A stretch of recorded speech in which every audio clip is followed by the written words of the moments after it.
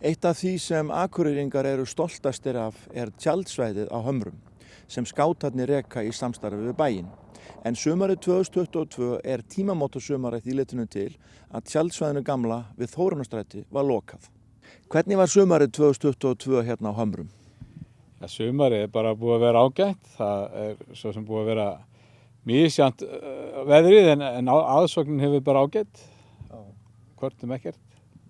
En þetta eru tímamótið að því litinu til að þið lokuðu Þórunnarstræti?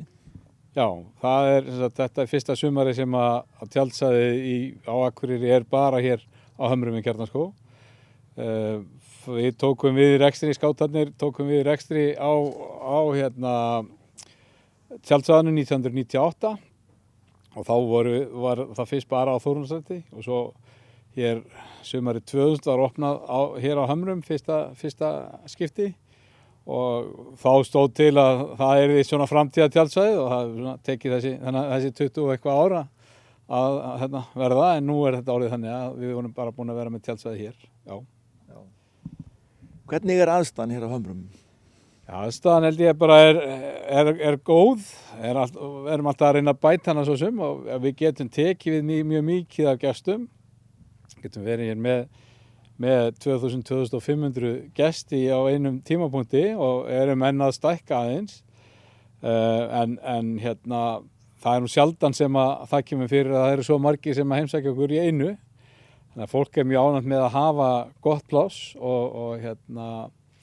og líður ekki eins og það sé í margmenni þó að það sé kannski svolítið fjöldi það hefði orðið mjög þröngt á Þórunnarstræti sá fjöldi sem að þú varla sérð hér. Hvað heldur að komi margir svona meðaltali yfir sumarið? Já, þetta svona aðeins mismunandi en það að koma mjög mismunandi eftir mánuðum en þetta við erum reynda með opið allt árið þannig að janúar byrjaði með 50 gistinóttum og febrúar með 200 og mars með 500 og apríl með 1000 og svo þetta komið upp í 2-3.000 og júní var held ég einhvers staðar í kringum 10.000 gistinætur og júlí eru 19.000 gistinætur þannig að þetta einhvers staðar á árinu einhvers staðar 40, 50, 60.000 gistinætur mismunandi eftir árum. Já. Hvernig að fá gesti hér í janúar? Það bara gaman, það auðvitað aðeins öðruvísi, hér er við að sinna öðrum verkefnum á veturna heldur en á sumrin, það ekki verið að slá mikið gras en þeyta snjónum í burtu og íta föstum og aðstoða ferðalanga sem eru að koma, já. En tjaldamenn hér í snjó? Já, það kom alltaf einhverjir, þó langt flestir sem að komi séu á svona einhvers konar litlum húsbílum. Það svona yfir vetrartíman okkar, fjölmennasti hópurinn þannig að koma á svona litlum húsbílum sem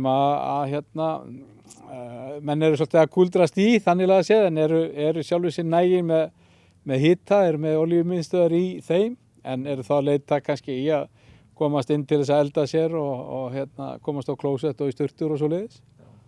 Eru þá Íslendingar jafn duglegir og útlendingar að koma hingað?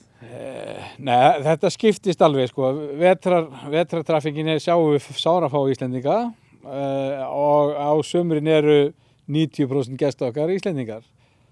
Þannig að það er alveg svart og hvítt þannig að núna þegar skólarnir að byrja á svona þá dettur þetta alveg niður hvað Íslendingarna varða en erlendir ferðamenn eru þá svona, já núna erum við kannski svona nálagt því að vera 50-50 hvernig skiptingin en það svona smá breytist og fer alveg yfir það að vera undir 10% Íslendingar í vetrartíman en það sem eins og segi yfir sumarið erum við byggir þetta meira minna á fjöldin á Íslendingum. Þó að sumarið sé að verða búið komið haust þá þetta ekkert að loka? Nei, hér verður opið áfram alltaf út árið og fram á næsta og við tökum glaðir og glöð á móti öllum sem að koma. Eitt svona punktur þetta það aðal fjáröflun fyrir skátarhreyfinguna á Akureyri? Nei, í sjálfu sér ekki. Reksturinn hér